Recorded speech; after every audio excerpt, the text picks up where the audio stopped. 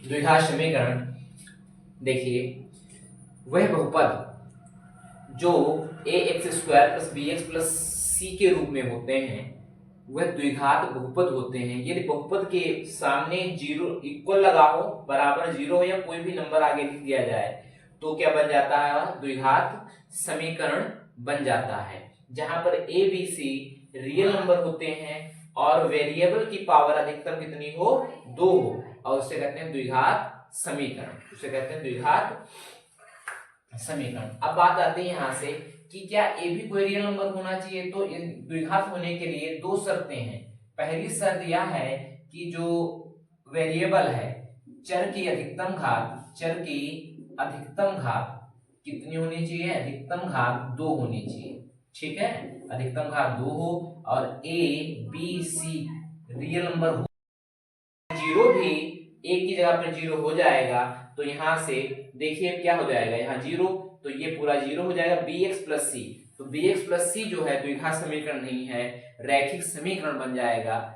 ठीक है, तो इतना ध्यान रखेंगे। द्विघात समीकरण के लिए क्या होना चाहिए कि ऐसे समीकरण जो ax² plus bx plus c बराबर जीरो होते हैं, a b c real number होते हैं और चर की अधिकतम घात 2 होती है, उनको कहते हैं हम लोग द्विघात समीकरण। उन्हें कहते हैं हम लोग द्विघात समीकरण कहते हैं। लेकिन a का मान जीरो नहीं होना चाहिए, इतना ध्यान रखेंगे, क्योंकि यदि a जीरो हो जाएगा हमारा तो bx प्लस सी जो है ये द्विघात समीकरण नहीं बचा, फिर रैखिक समीकरण हो जाएगा। ठीक है, द्विघात समीकरण की बात करेंगे। अब इसकी हम बात करते हैं प्रकृति की, जो बोर्ड परीक्षा की दृष्टि से इंपॉर्टेंट है, जरूर प्रश्न पूछता है, या तो ऑब्जेक्टिव में पूछता है और एक या दो प्रश्न आपको यहाँ ऑब्जेक्टिव में जरूर मिलेंगे। यूपी बोर्ड 2026 में परीक्षा होनी है तो प्रकृति पूछता है, डिस्क्रिमिनेंट पूछेगा यहाँ से, जिसे विविक्तर बोलते हैं।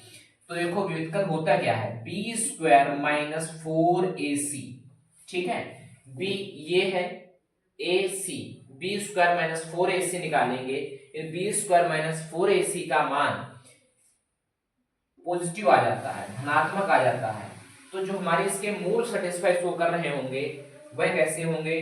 मूल वास्तविक होंगे, मूल वास्तविक होते हैं, मूल वास्तविक होंगे और भिन्न भिन्न होते हैं, मूल वास्तविक और भिन्न भिन्न होते हैं। ठीक है, तो यहां से इसमें पूछता है, कोई समीकरण देगा उसमें कहेगा बताओ इसकी प्रकृति कैसी मूल की है, तो आपको b² माइनस 4ac डिस्क्रिमिनेंट इसको बोलते हैं, विविक्तर बोलते हैं, इसको निकालना है।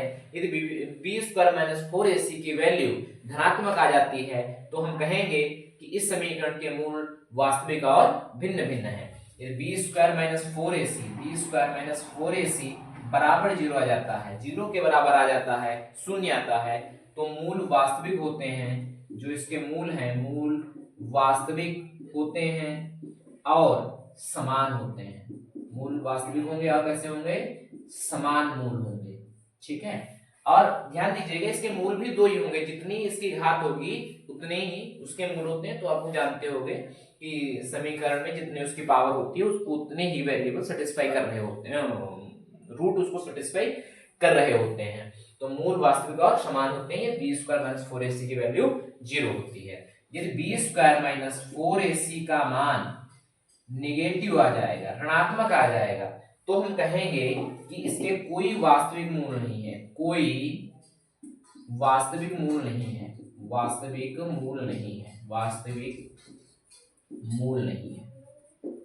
ठीक है, और ऐसी स्थिति में जब इसके कोई वास्तविक मूल नहीं है तो इसको सॉल्व अपनी मूल होंगे, तो आगे इसको सॉल्व करेंगे, फर्स्ट डे क्लास में सॉल्व कर सकते हैं, लेकिन अभी तक लिख सकते हैं कि इसके कोई हल नहीं होगा, ऐसा लिखेंगे। ठीक है, फिर बात आती है इसको सॉल्व कितने प्रकार से करते हैं। तो द्विघात समीकरण को सॉल्व करने के जो तरीके हैं वो मुख्यतः आपके सिलेबस में अब तो दो ही बचे हैं, वैसे तीन थे। पहला कौन सा था, चलो उसको भी देख लेते हैं एक बार।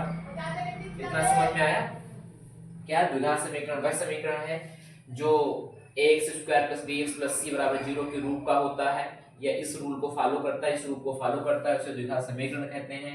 इसमें क्या है कि चर की अधिकतम पावर कितनी होनी चाहिए, घात कितनी होनी चाहिए, वेरिएबल की 2 होनी चाहिए, abc, लेकिन a का मान जीरो नहीं होना चाहिए। ये जीरो हो जाएगा तो या फिर द्विघात नहीं बचेगा। और फिर पूछता है प्रकृति, तो प्रकृति के लिए हमें क्या है, बी स्क्वायर माइनस 4ac निकालना है, या धनात्मक आता है तो मूल वास्तविक और भिन्न भिन्न होते हैं, बी स्क्वायर माइनस 4ac की वैल्यू 0 आ जाती है तो मूल वास्तविक और समान होते हैं, बी स्क्वायर माइनस 4ac की वैल्यू निगेटिव आ जाती है तो कोई उसका वास्तविक मूल नहीं होता है, मूल वहां पर काल्पनिक होते हैं। जब काल्पनिक मूल होते हैं तो उसको हल नहीं किया जा सकता। हल सिर्फ हाई स्कूल तक नहीं किया जा सकता, आगे हम सॉल्व कर सकते हैं, लेकिन हाई स्कूल इतना लेवल नहीं है कि हम उसको कहेंगे उसको हल नहीं किया जा सकता। ठीक है, फर्स्ट टाइम उसको सॉल्व करते हैं क्योंकि आयोटा आता है रियल नंबर में, तो उसको सॉल्व करेंगे आगे। ठीक है, अब बात करते हैं कि द्विघात समीकरण के हल क्या है, कैसे निकलते हैं, उसको रफ कर रहे हैं।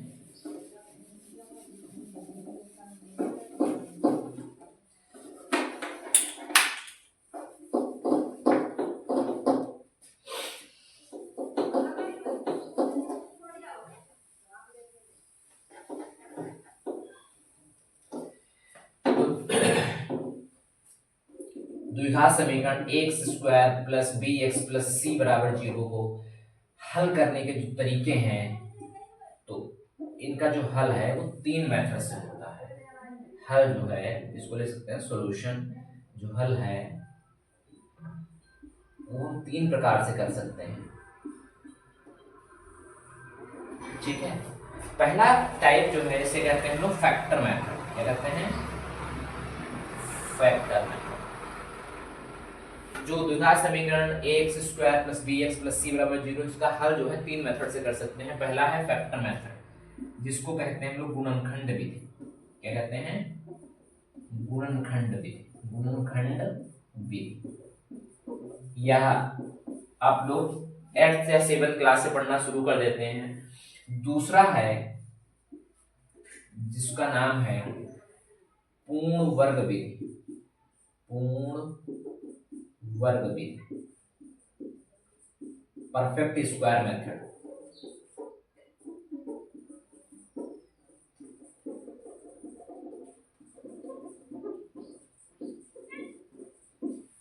नेक्स्ट है श्री धनाचार्य विधि, श्री धनाचार्य विधि, इसको इंग्लिश में भी कहेंगे धनाचार्य मेथड। ठीक है, करते कैसे,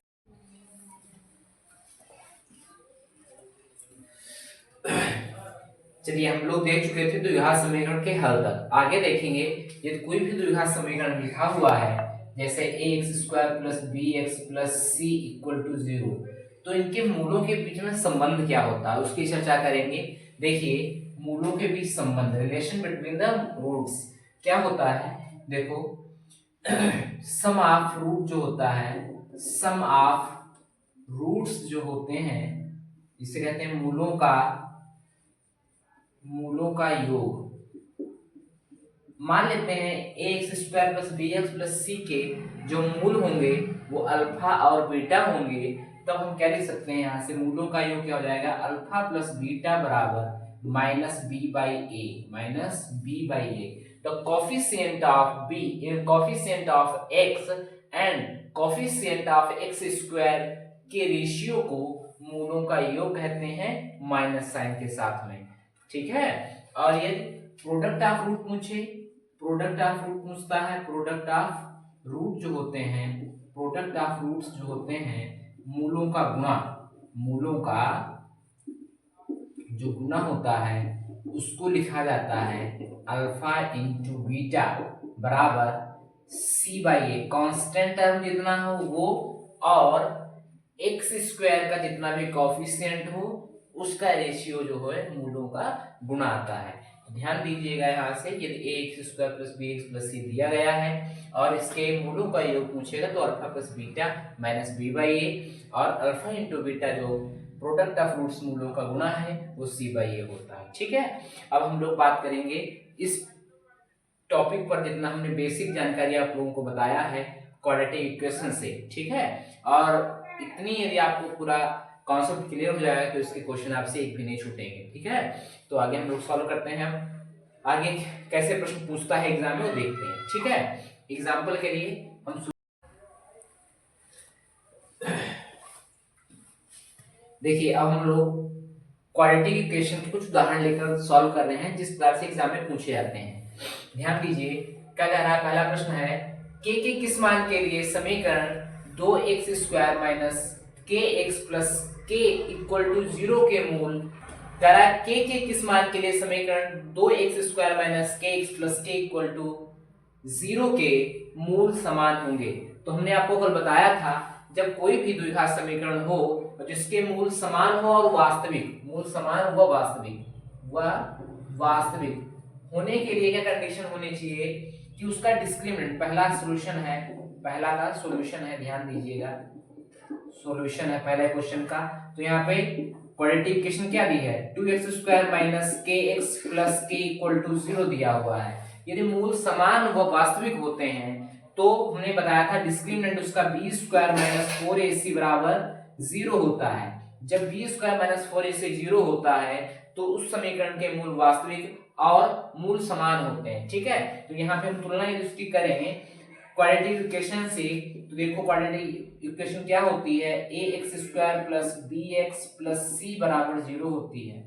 ठीक है, तुलना करें तो यहाँ पे देखो x² यहाँ है, यहाँ कितना है x² है, यहाँ a है, यहाँ 2 है, तो a की वैल्यू कितनी आ जाएगी, a की वैल्यू 2 आ जाएगी। फिर ध्यान दीजिए यहाँ पर x है, यहाँ b है, यहाँ x है, यहाँ k है, तो b की वैल्यू जो आ जाएगी माइनस का k आ जाएगी, c की वैल्यू सिर्फ k आ जाएगी, c की वैल्यू k आ जाएगी। ठीक है, क्वेश्चन कह रहा था कि मूल समान और वास्तविक हो तो उसके लिए क्या कंडीशन है, जो उसका डिस्क्रिमिनेंट है b² माइनस 4ac उसकी वैल्यू 0 आनी चाहिए, जो हम लिख चुके हैं। यहाँ पे वैल्यू पुट कर देंगे, k की वैल्यू निकालनी है। ठीक है, b का मान कितना है, यहाँ पर माइनस का k है, माइनस का k का स्क्वायर माइनस 4a कितना है 2 है, c कितना है प्लस का k है इक्वल टू 0 है। सॉल्व करो, माइनस k का स्क्वायर करेंगे, कोई भी नंबर यदि माइनस का है उसकी पावर इवन होती है तो वैल्यू सदैव सम आती है, तो k स्क्वायर आएगा पॉजिटिव आ जाएगा, प्लस 4 2 जा 8 माइनस 8k इक्वल टू 0 हो जाएगा। यहाँ से k कॉमन लें, k माइनस 8 बचेगा इक्वल टू 0,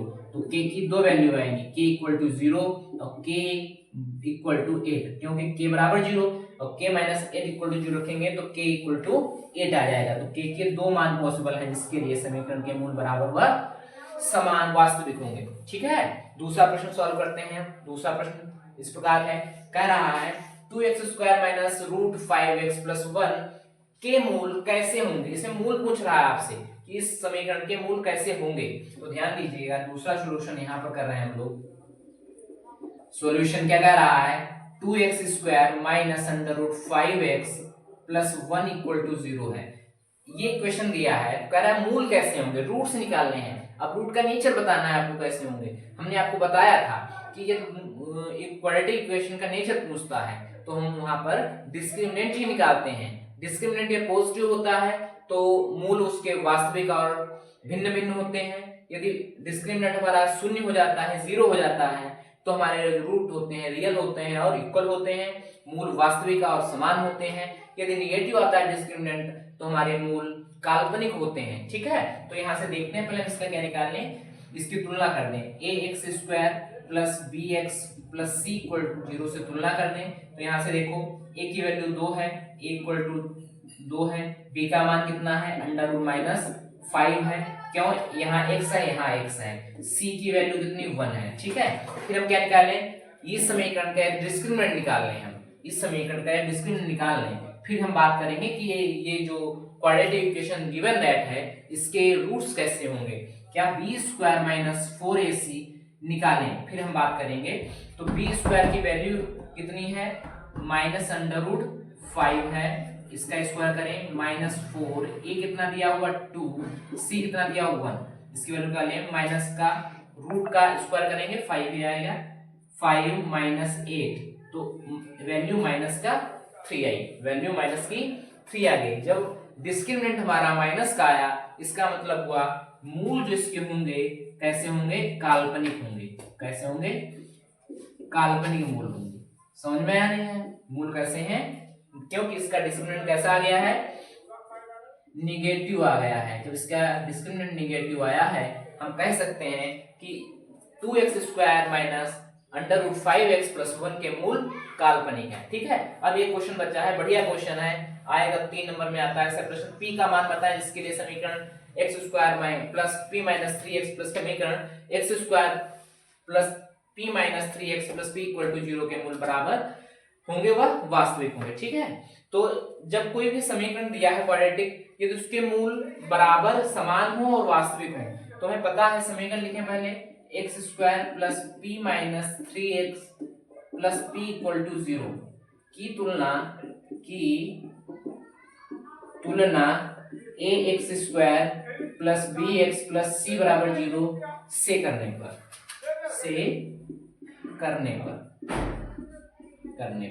जब इसकी तुलना करेंगे x square plus p minus 3x plus p equal to 0 की तुलना x square plus b x plus c से करेंगे, तो यहाँ से हम पाएंगे a की वैल्यू 1 आई है, b की वैल्यू p माइनस 3 आई है और c की वैल्यू भी कितनी आई है, p आई है। ठीक है, और यदि मूल वास्तविक हो और समान हो, मूल वास्तविक है और कैसे हैं, मूल वास्तविक व समान है, तो उसके लिए एक शर्त होती है बी स्क्वायर माइनस 4ac की वैल्यू इक्वल टू 0 होगी। बी स्क्वायर माइनस 4ac की वैल्यू इक्वल टू 0 होगी। हमने आपको बताया कॉन्सेप्ट में है ये, पहले जब शुरुआत की तो संक्षिप्त में बता दिया था, द्विघात समीकरण जब नेचर की बात करेगा तो उसका डिस्क्रिमिनेंट जो है 0 आएगा, तो मूल वास्तविक होते हैं वह समान होते हैं। तो यहाँ से हम वैल्यू रखते हैं पी ए सी की वैल्यू रखें और सॉल्व करते हैं। बी की वैल्यू कितनी है, p माइनस 3, b की जो वैल्यू है p माइनस 3 है, p माइनस 3 का होल स्क्वायर माइनस 4, a कितना है 1 है, c कितना है p है इक्वल टू 0 है। सॉल्व करते हैं, p माइनस 3 स्क्वायर e इधर जाएगा, कितना हो जाएगा माइनस का इधर जाएगा प्लस का हो जाएगा 4p, ये p माइनस 3 का होल स्क्वायर मतलब a माइनस b का होल स्क्वायर अप्लाई करेंगे। a माइनस b का होल स्क्वायर क्या होता है, a square plus b square minus 2ab। ठीक है, तो a square b square plus b square 9 plus 2ab 3 दूनी 6p इक्वल टू 4p हो जाएगा। यहाँ से p स्क्वायर प्लस 9 माइनस इधर आएगा कितना 10p हो जाएगा इक्वल टू 0। अब देखो यहाँ से कितना आया, p square minus 10p plus 9 equal to 0। अब ये बन जाए क्वाड्रेटिक इक्वेशन बन गया। यह सॉल्व किया क्वाड्रेटिक इक्वेशन की जिसके लिए मूल वास्तविक व समान हो, फिर क्या बन गया, क्वाड्रेटिक इक्वेशन ही बन गया। इन p ये x में था, ये p में बन गया। अब इसको सॉल्व करेंगे, हमने बताया था क्वाड्रेटिक इक्वेशन को सॉल्व करने के तरीके, पहला गुणनखंड, दूसरा पूर्ण वर्ग, तीसरा धनाचार्य। इसको हम गुणनखंड से करेंगे। देखिए ध्यान से कैसे गुणनखंड से करते हैं। जो नंबर यहाँ पर लिखा है ये साइन देखते हैं, ये नंबर देखते हैं, कितना लिखा 9, तो आपको दो नंबर ऐसे लेना है जिनका मल्टीप्लाई करें 9 आए, यहाँ पर ऐड है, तो इसका मतलब है कि उन दोनों नंबर को जोड़ा जाए, कितना आ जाए 10 आ जाए। तो 9 है यहाँ पे लिखा, तो क्या 9 गुने 1 करें, 9 1 जा 9 होता है, और 9 में यदि एक ऐड कर देंगे कितना हो जाएगा 10। तो इसका फैक्टर कर लेंगे, फैक्टर मेथड से p स्क्वायर कितना 9p plus p plus 9 equal to 0, minus है अंदर सॉल्व करें, p square minus 9p minus p plus 9 equal to 0। यहाँ से p कॉमन लें, p माइनस 9 एक ब्रैकेट में माइनस 1 कॉमन लें, p माइनस 9 एक ब्रैकेट में इक्वल टू 0। तो p की वैल्यू p माइनस 1 एक ब्रैकेट में, p माइनस 9 एक ब्रैकेट में इक्वल टू 0। अब p की वैल्यू आ जाएगी 1 और p की वैल्यू आएगी 9। तो p के दो मान आए हैं, p के दो मान के लिए p इक्वल टू 1 और p इक्वल टू 9 के लिए इस समीकरण के मूल वास्तविक व